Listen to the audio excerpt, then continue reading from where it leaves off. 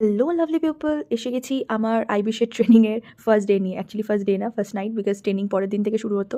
এটা আমাদের রাতের ডিনার। তোমরা দেখতেই পাচ্ছ ভাই, গাদা আইটেমস ছিল।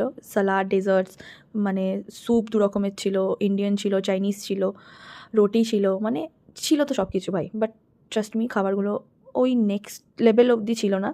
ঠিকঠাক ছিল ভাই, খাওয়ার মতো ছিল, বাট আমি বলব না যে কি দারুণ ছিল।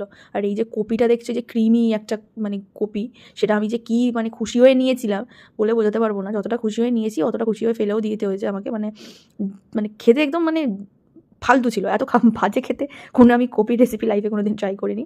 সত্যি যদি বলতে হয়, বেস্ট ছিল এই চিকেন পকোড়াগুলো, মানে যেটা আমি সবথেকে শান্তি করে খেয়েছি। আর ডেজার্টে ভাই মোটামুটি ছিল ১০-১২ রকম আইটেম। তার মধ্যে যেগুলো, যেগুলো আমার পছন্দ হয়েছে আমি শুধু সেগুলো তুলে এনেছি।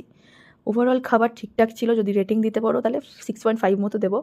ডেজার্টের জন্য বাকি রেটিংটা বেশি পেয়ে গেছে। দেখা হচ্ছে পরের মিনি ব্লগে। টাটা।